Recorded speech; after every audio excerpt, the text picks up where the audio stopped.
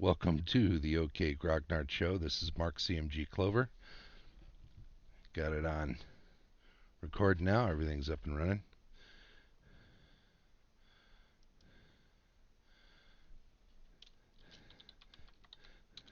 Got my buddy Kyle in the chat there, it looks like, still. Yeah? All right.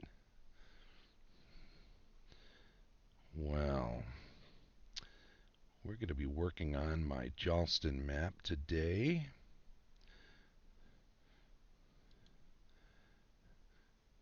It's a big old mess. I think it's worth noting a couple of things here. Let's see. I want to show something I have shown before. But let's see. That's that. We gotta pull this up here. I think I gotta come at it a different way. I just want to show what the original map looked like for people that might not know. Let's see. Oh yeah, here's a 2002 version of the town of Jalston.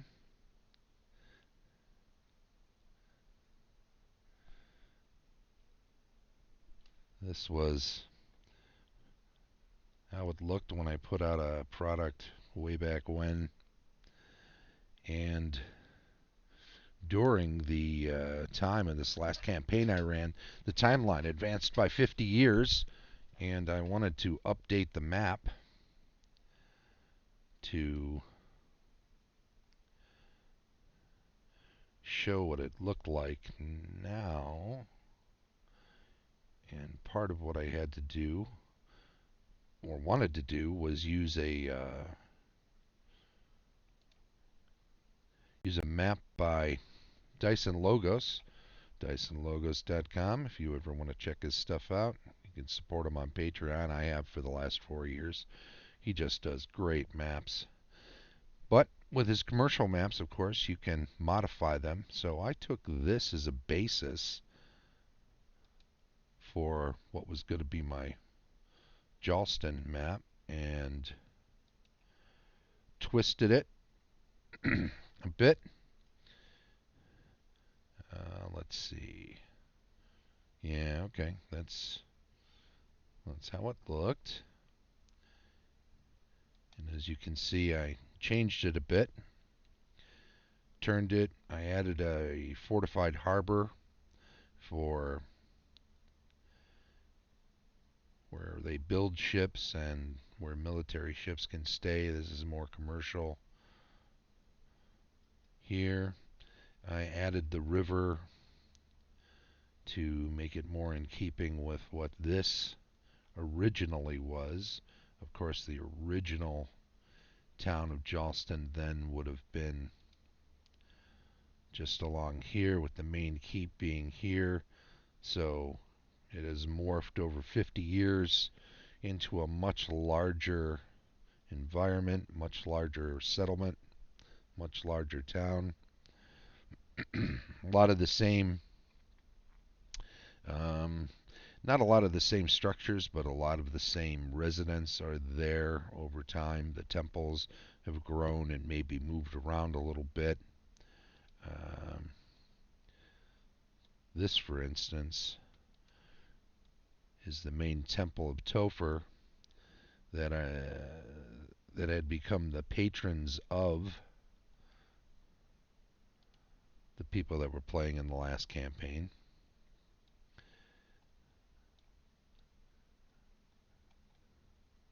Just to give a closer view of most of the area that's still there. I made some changes, obviously. I added all of this. I'm trying to keep in the general style of Dyson when I modify it. And as I even say in the beginning screen, it's original cartography by Dyson Logos, but modified.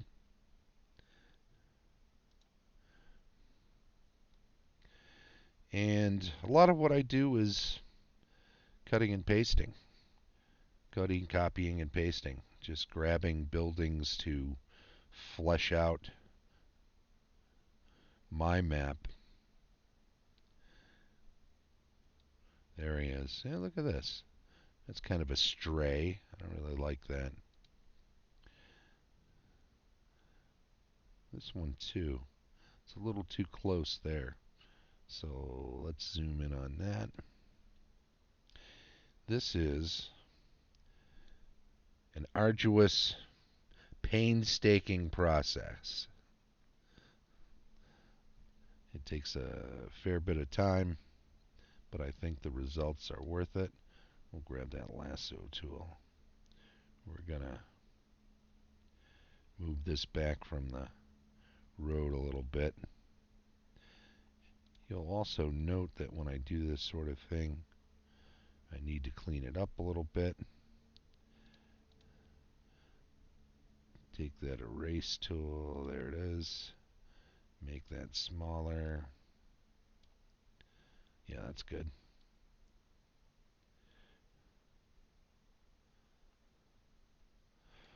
And then I can just fill in with the color, just the background. Now, a lot of times I'll create new layers, but sometimes it's easy enough just to work within the layer that I have.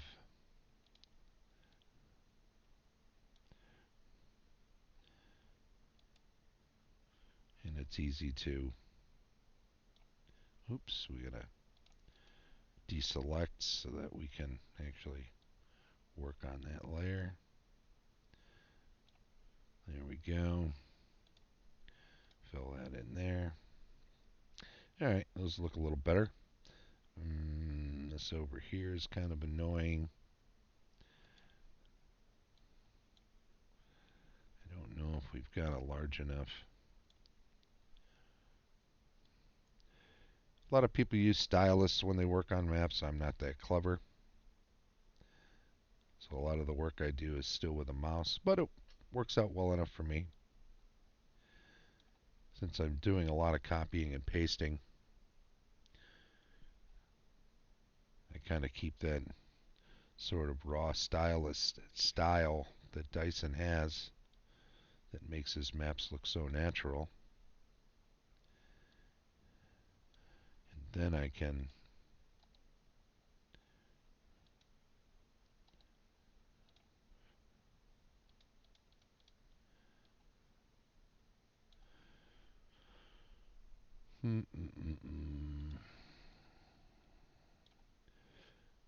we just want to put some more buildings along there, but we also want to add in a fair amount of agriculture. Now in this case, that's no good. Once again, that's part of the problem working with a mouse, of course, is you can't be as quick and as accurate as you are with, I should say, the proper tools. Of course, we just dropped one down on top of there. Oop, we didn't want to do that. Undo move. Did we paste a new layer? Yeah, you can't see it's behind my big old head, but there is a new layer there now. Now, I wonder if we can, I always do this wrong.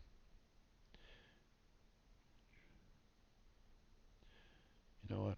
We're just going to play with that on its own. Let's see here. Get in a little closer. This is up on a second layer above the lower layer. We can make some adjustments to it just to give it a slightly different feel. We do that, and then grab it. We can actually slide it in.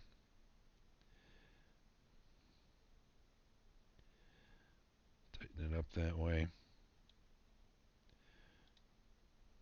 And it doesn't look too bad. Deselect it. Also, I think, oops, no, we do that, can make one or two lines shorter than the others. Gotta get on that. There we go.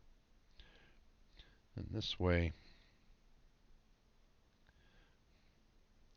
it isn't as obvious that it's a copy from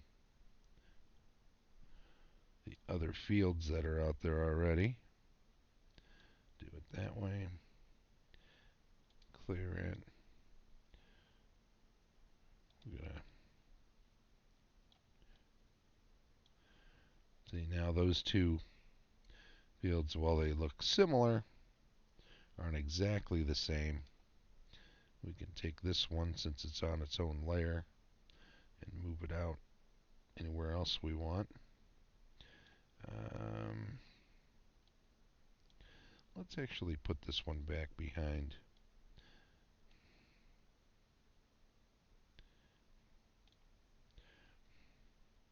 If we take that off, we can actually clean this up a bit.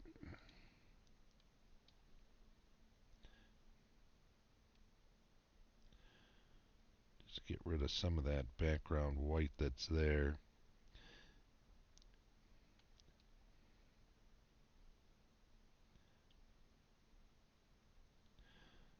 And by doing that, we can duplicate it and squeeze it into a number of places. So we can put one field right next to another behind this. Let's see, we're staying on this layer, so we've still got that, but we don't have as much white around it. So we can copy and paste yet another one. It shows up right on top because I had left the, and that's alright. And it represents a couple of different fields that are in the same, more or less, style, and that's fine. If we paste a new one, it'll show up in the center because I have the area deselected, and we can throw one back behind there. And we can throw another one over next to it.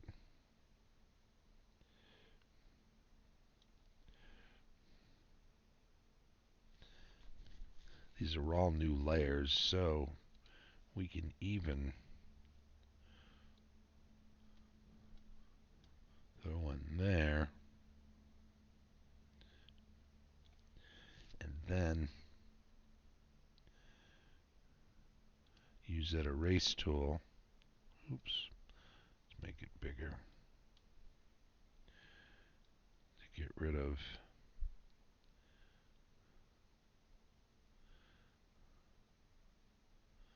a couple of lines like that. Change it up just a little bit. Also, while we're on that layer, we can just grab a couple of those, paste it there, squeeze it in down behind there, and we can paste a couple more lines. They show up again in the center of the screen.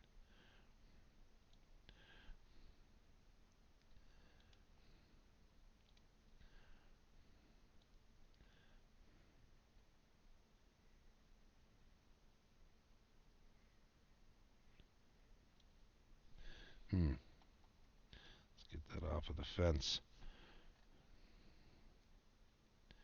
Hmm.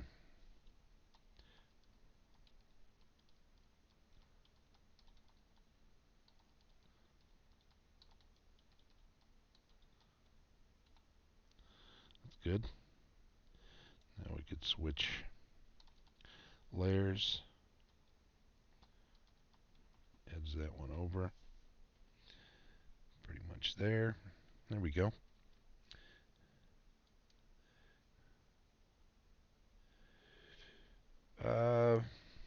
Kyle's asking if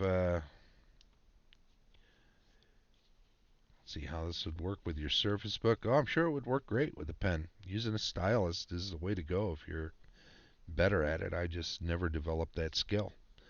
Um, Definitely, it's for my D&D campaign world. It's been around since 1974, not long after D&D was created.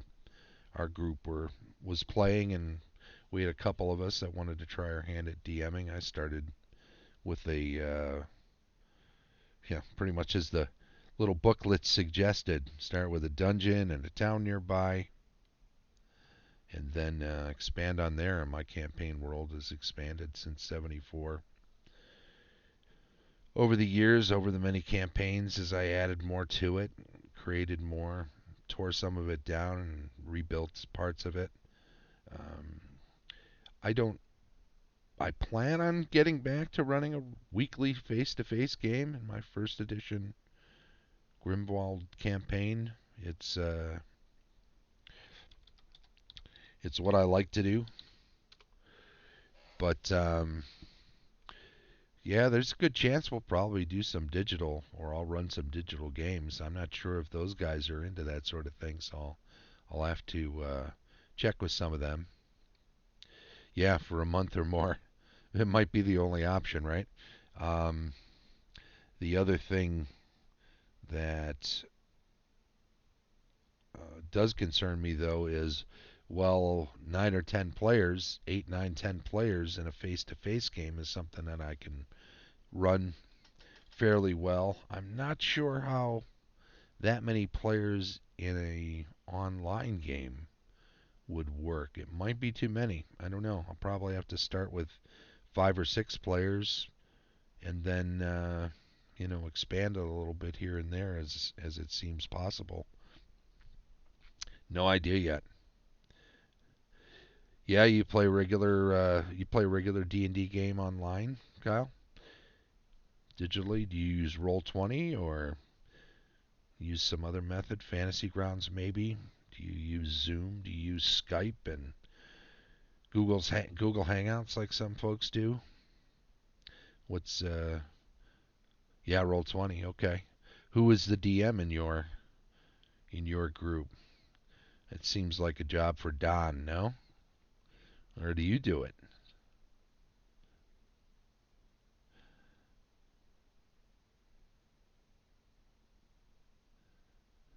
And also, how many players do you have? And how many of them do I know? I imagine I know more than a couple few of them, huh? Play with Tucker and some other friends. Cool. Who's the DM?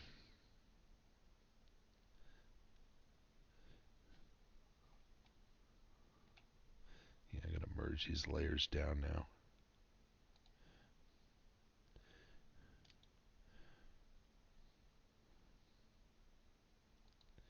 We're gonna merge them all. Alright. Make sure we save regularly. We like the way that looks already. I think Brent Steffen, 10 plus years. He's been your DM for 10 years. Has it always been an online game, or has he also been a face-to-face DM for you guys?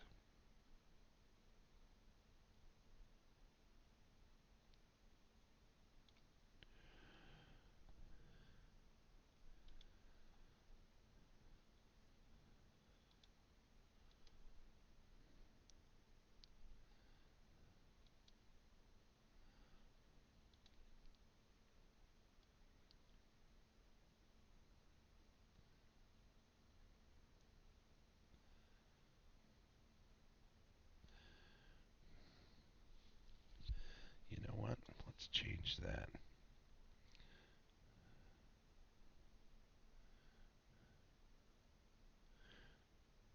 How long ago did you transition to Roll20 from face to face? Is that something you also did because some folks moved away, or it just became hard for everybody to get out of the house because everybody's married with kids now? Or most of you, I imagine.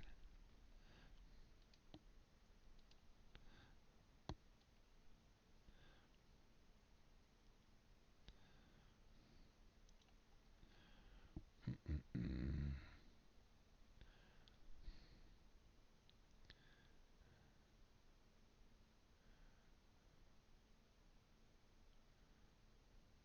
Oh, you used Hangouts for a little bit before Roll20. Yeah, Roll20 is definitely a really good platform for running games, no doubt.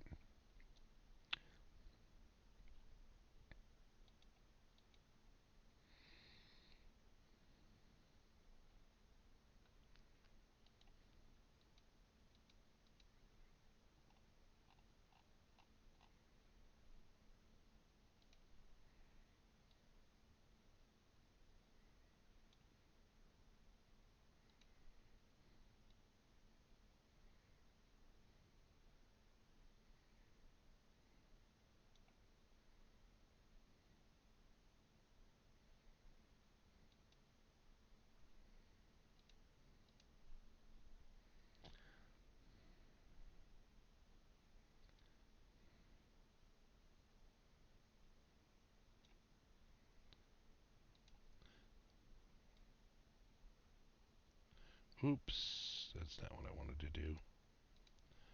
Do the move, wrong layer. There we go.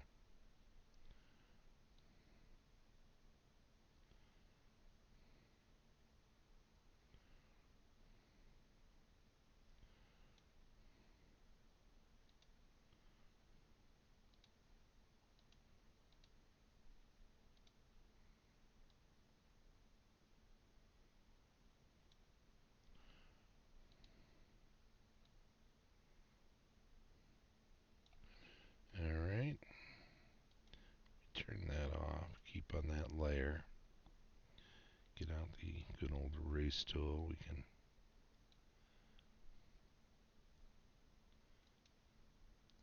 Oh, we gotta turn off select.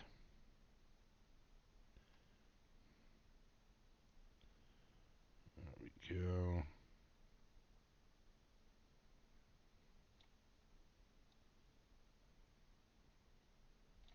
There we go.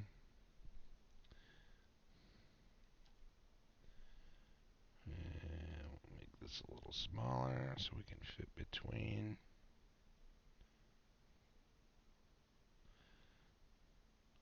Actually gonna clean it up once this time. A little better. Oops, we don't want to do that.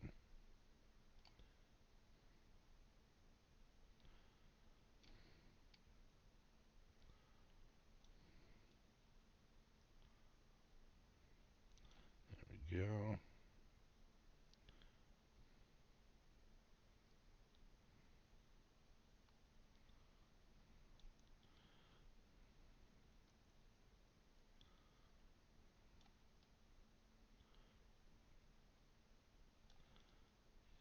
Let's leave that one thinner. Not like that though.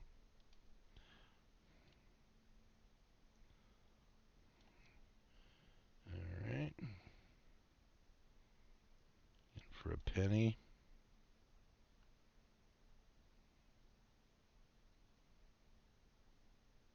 And for a pound.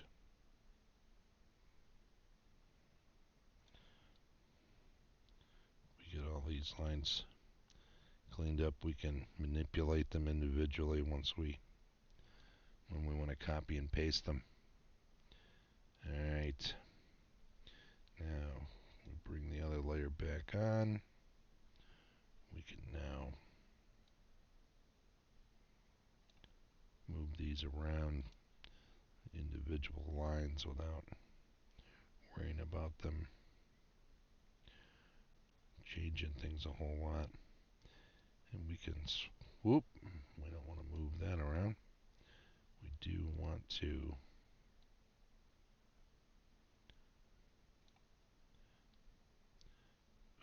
again, moving the wrong section and the wrong layer picked out there. What the hell? Well, that doesn't make sense.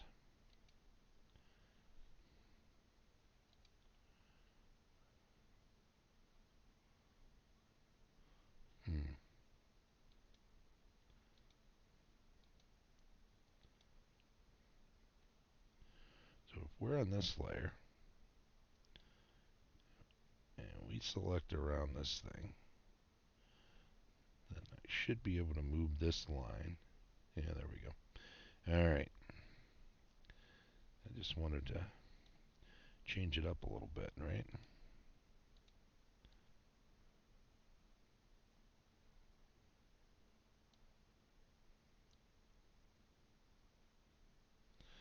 Oh, I see what's up with that.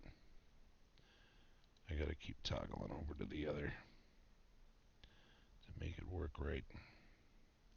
And that's alright. If we edge this up a little bit, and then we grab this line,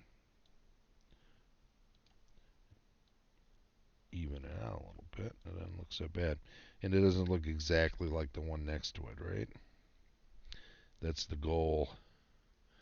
Hey, Bill. Oh, just working on my Jalston map.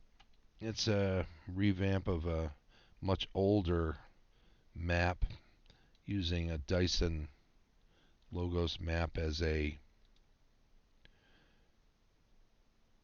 basis. That was this one here. And then I'm heavily modifying it to kind of take what used to be this area in here with the river, the main keep, and transition it 50 years into the future. Yeah, it's pretty big. It's the biggest town and biggest city in the kingdom. Um, and I'm just kind of noodling away, filling in space as I go, making sure there's enough agriculture around the town so that everybody can eat. Right now I've got a second layer going with some field stuff, as you can see. And I'm just tweaking it here and there to not make it look as copied and pasted as it actually is. So it's, you know, it's a kind of an arduous process. It's certainly not the way a professional cartographer would do it, because there are ways of doing this much better, much faster than anything I do. That's always the truth. Now, what I should be doing probably is making sure that there's some going in the opposite direction. Does it seem like they would do that if they were farming? Well, maybe for certain crops and maybe for certain spaces as a way of filling in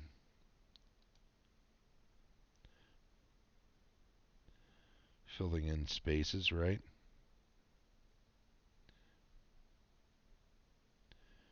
I'm just going to put it back there because it's where it was. And I know it looks a lot like that other one. Maybe what we do, go back to this layer, grab this one, whoops, grab this one here and slide it out. And then we can go to this one. Oops. Change tools there. Slide this one out. And then I think all of those are connected, so we got to be careful about what we're grabbing there. We can grab portions of it like that and edge them around a little bit. We can grab sections like this, tighten up the line a little.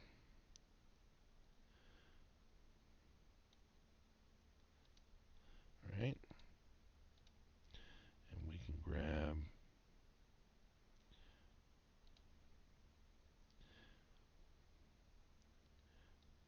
sections like this. Oop, you know what we got to do? We've got to merge that one down so that when we grab this, it actually gets all three, right?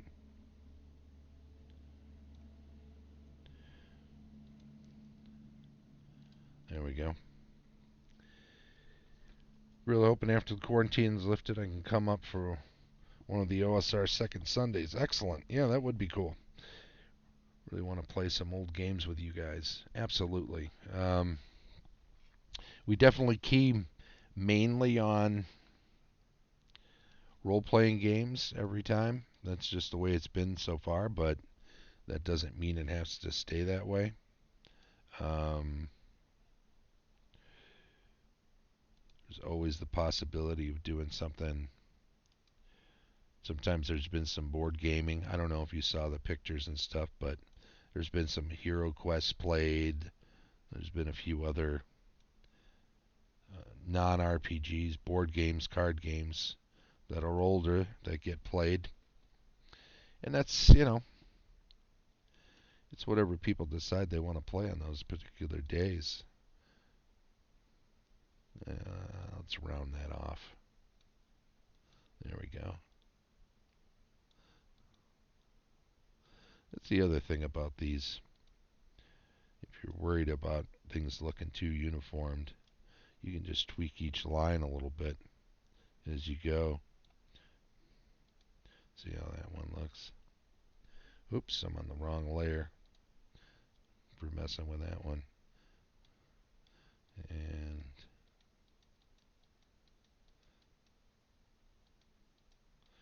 it's easy enough just to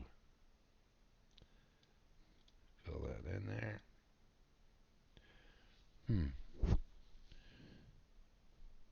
Alright. I'm going to cancel that paint bucket there. That's good enough. Alright. Let's see here. Let's get back out and have a look at those fields. Alright, so, that doesn't look too bad. There are places where it could probably be a little better. These extending over wouldn't hurt a little bit. So maybe we just take, let's do this. Let's go here, here, and let this snap its line across for me. We'll copy it. We'll paste it. It should show up right on top of the old ones. And then we'll move it over this way as a way to extend those lines. We'll have to grab this one, put it back in place. That's easy enough to do because this is now its own layer. And then let's get that deselect off there. We'll merge. Yeah, I should disappear when I do things over in this section of the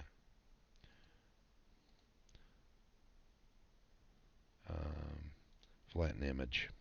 I'm just merging all of these layers. I don't really need that locked. If I unlock it, it's just asking these are all my set standard styles, and they're all default really. I don't change a whole lot of stuff. I work within the parameters that the program has chosen. Let me just back out a little bit and see if that's what we wanted to do. Yeah, see those lines move out a little bit further now, and that's good enough. We can put a couple of buildings in over here. We need something that'll fit here, and I think that's good enough there, so let's grab one of those.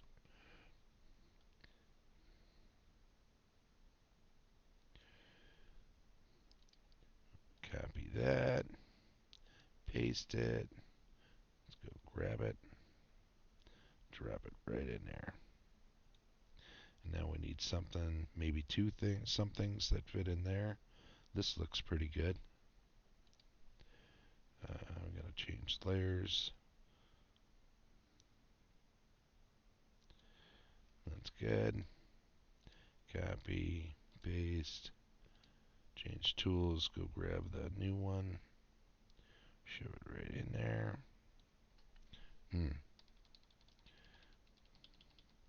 Sometimes it wants to snap too, so we have to, you know what? We're just going to switch which layer that's on, so it's not under the white of the other one. Then we're going to merge those down.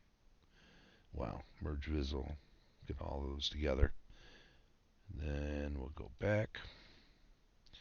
We need just a little small something in there, right? I think this guy's begging to be used up over there too because of that flat side, right?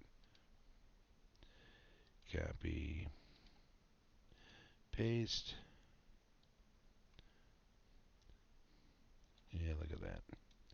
Beautiful. Merge that one down also. Okay. That's most of what I'm doing over here is just putting the layers together, merging the visible layers. It doesn't matter whether they merge up or down. It doesn't matter what the name is. It's all the same. If it's all one layer, it's all the same.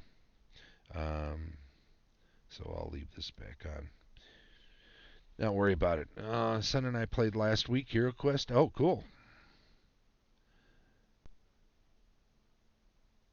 Beat level 1 so far. Dungeon crawl 1. Yeah.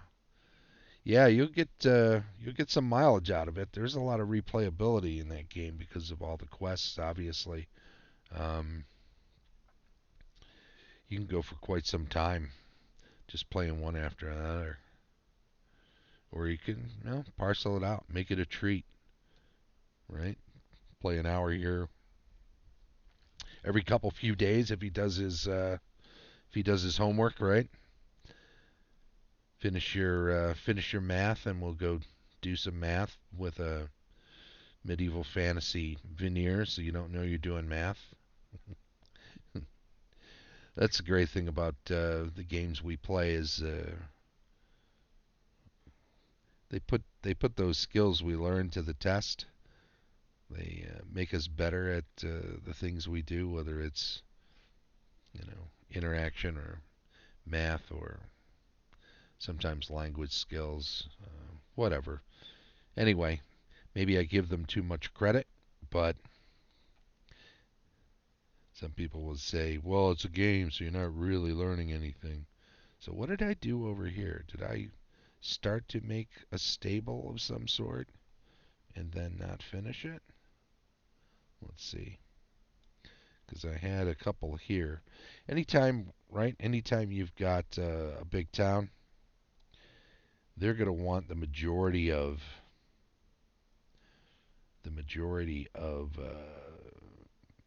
people that come to the town to stable their animals outside the gate. They don't want a lot of horses. It's going to happen. Some of these temples and larger buildings will have barns or stables nearby or pens for horses and that sort of thing. And not every horse is going to be kept outside of town, but for the most part, most people will be stopped at the gate and asked to go pen their horses over there because, well, it's a mess, right? Horse crap piles up in town, and It's not good for the town, and it's not good for anyone, right? It's unsanitary, if nothing else. It's also uh,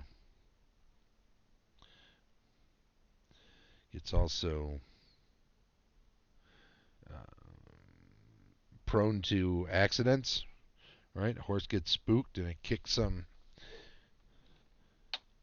poor merchant in the head. Sure, manure carts, you gotta have to have those.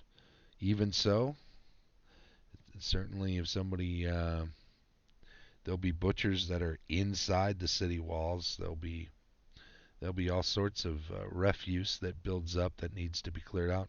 And hey, it's not just the animals that make poop. Mean bully NPC named Biff Tanner who keeps chasing the party and crashes in the manure carts. All right, what's that from? Biff Tanner. Is that a is that the Back to the Future? Is that a Back to the Future reference? No, no. You got me on that one. It rings a bell, but I can't quite place it. It is Back to the Future. Okay, good. Well, just goes to show you I'm really hip on the pop culture references, I guess.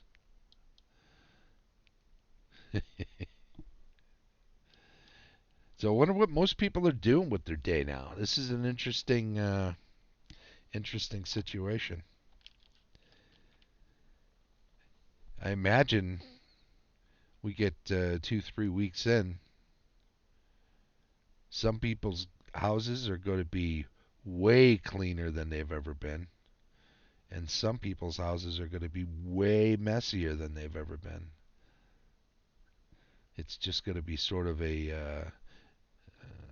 it's going to compound whatever situation they're usually in.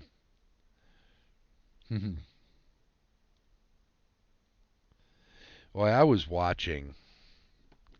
All your classes have moved to e-learning. Yeah, yeah. So you're teaching online. Are you creating some videos? Are you doing it all live? I imagine most of it is best live so that you can answer questions and such. But I imagine some of it, with the equipment you have, Bill, is easy enough to tape, record, tape. Mark said tape, like you're gonna put something on tape.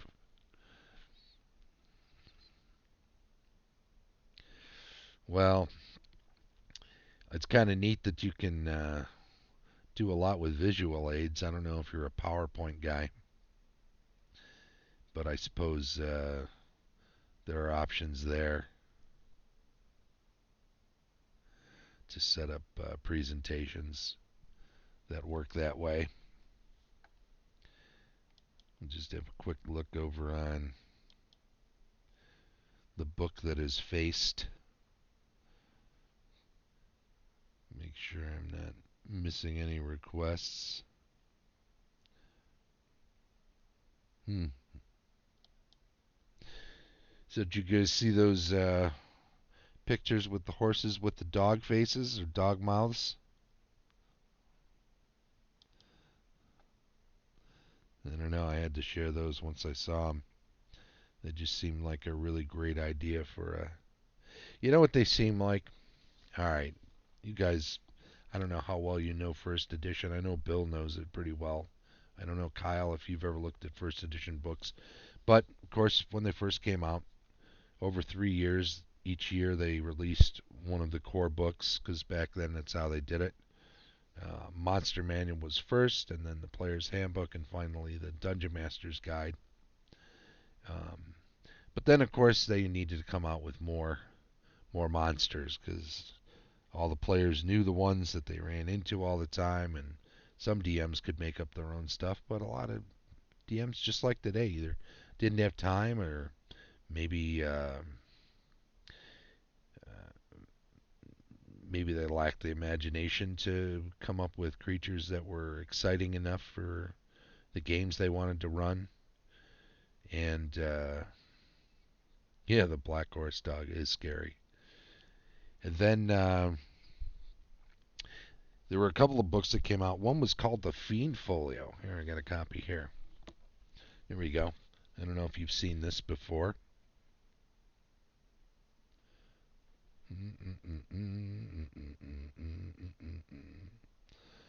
The Fiend Folio had all sorts of creatures, a lot of them that were part of a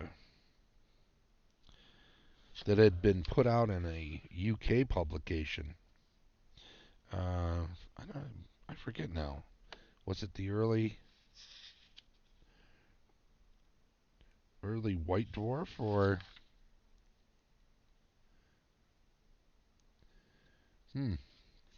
anyway, Don Turnbull. I don't know if you can see that.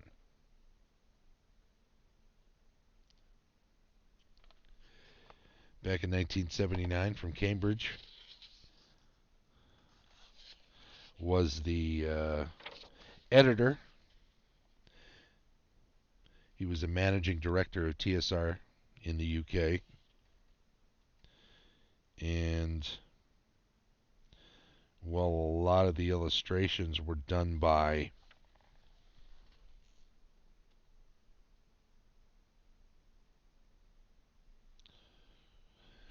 regular staff here in Lake Geneva.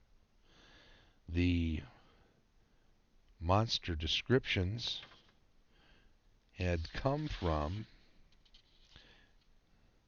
UK publications or UK contributors. So there was just a whole...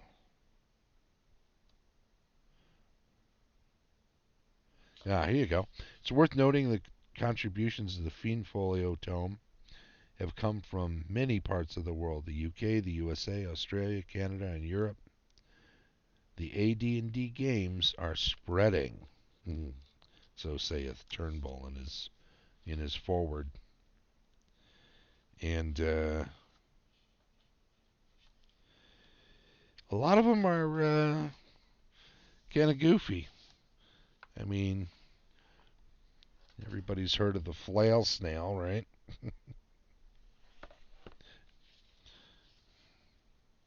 And there are all sorts of other weird, even weirder creatures that were created. Yeah, Oriental dragons are fairly... How would you like a disenchanter to come up and take the magic out of your vorpal blade or your shield or your armor? An otherwise innocuous 5 hit die creature with an armor class 5 that you could probably beat the crap out of in 2 or 3 rounds with a couple of fighters. There was an article up on Mr. Moore's site where he was talking about the crypt thing. This guy here. He was a goof. He definitely made you think that he was a lich when you encountered him. And special... He's a pale, solitary, skeletal being which always wears a brown hooded robe. The crypt thing stays in its lair permanently. At least none have been encountered elsewhere, and will not attack if it is left undisturbed. However, its special power is its unfailing ability to cast an improved form of the teleportation spell on a party once the party is encountered. Those who fail to make their saving throw are instantly teleported according to a percentile die roll on the table below. And these are determined individually. So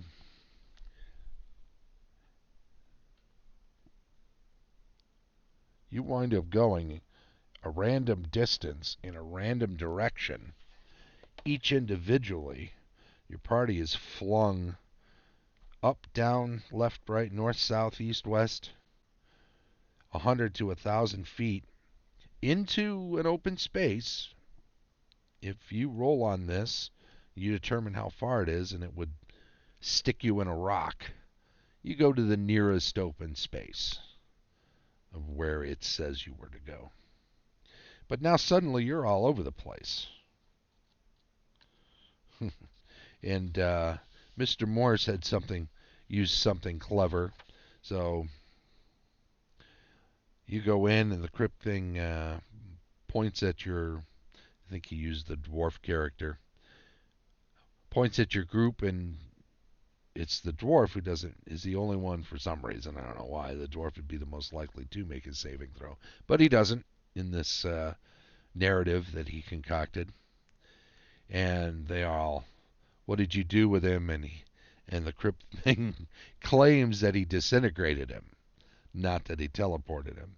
So then they attack him, which gives him free license to then attack them back. And he's 6 hit dice, armor class 3. He does 1 to 8 damage. He is standard magic resistance. He's very intelligent. And, he's not to be taken lightly. He could beat the crap out of some parties for sure. So, in the narrative that he created, he winds up killing off a number of the party members. When the dwarf suddenly comes running back into the room, wherever he was teleported to, he figured out where he was and how to get back to the group. So he made his way back. But of course, when he gets back there, a couple of his party members are dead, and then they realize he wasn't disintegrated. Pretty funny little bit. Let me see.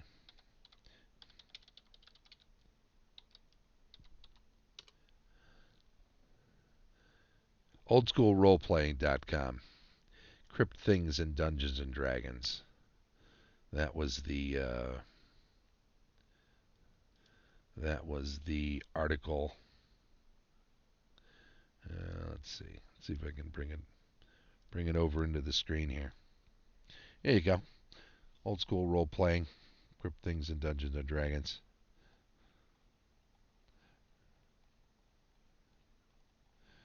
Go read it. He's got a lot of cool articles over there. Well worth checking out. Joseph Moore is his name. Anywho, go check it out at your leisure. Lots of fun stuff to read. We're going to have plenty of time for reading stuff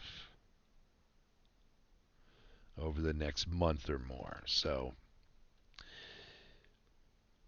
everybody's going to have a extremely well fleshed out campaign world when all is said and done.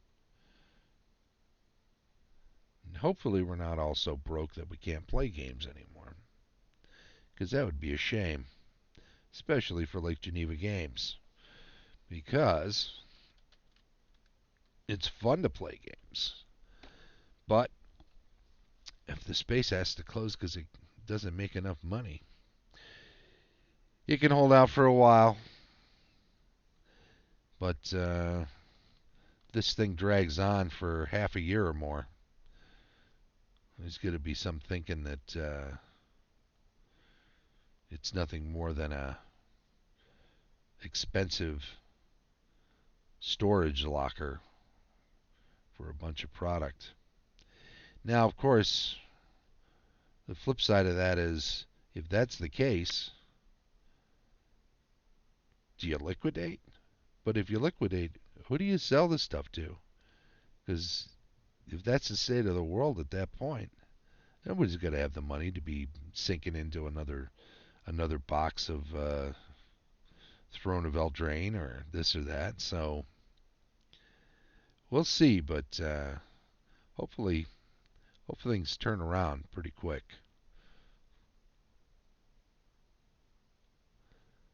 In the meantime,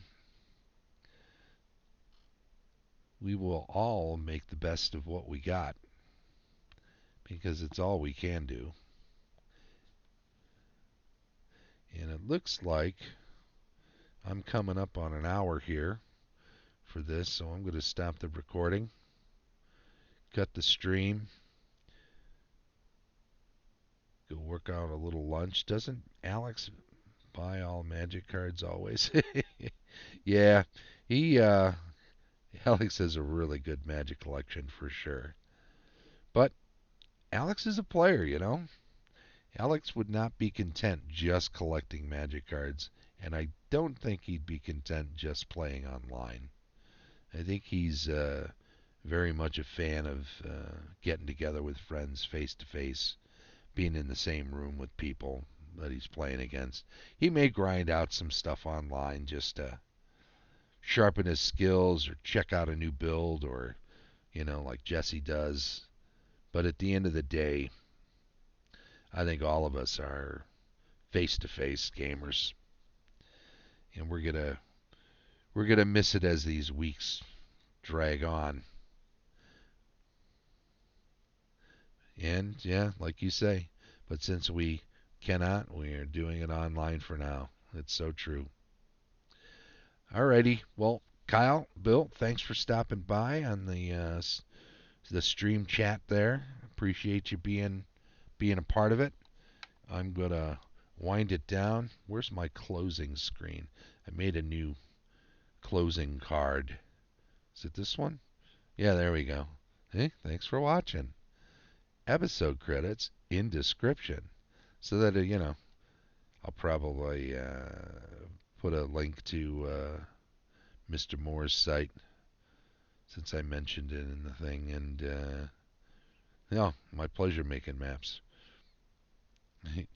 It's when I do it, it's definitely an arduous process.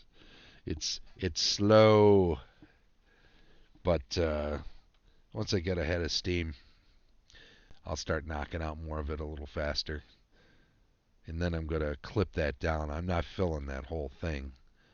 I just made it much bigger than I needed, the canvas much bigger than I needed, so that I can bleed it off beyond where I'm actually going to crop it. I won't crop it as tight as this, but it'll extend out only a little further. If, for instance, as long as we're still here, if, for instance, I wind up cropping it something on the order of this, I wouldn't be surprised, although I want to get pretty far outside both gates, and I want to get quite a bit of the far side, so chances are it'll be cropped more like this eventually, if that makes sense.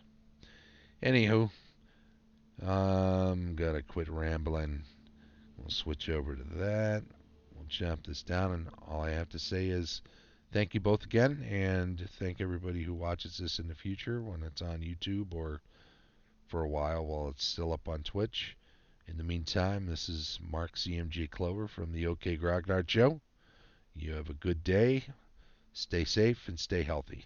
Bye-bye.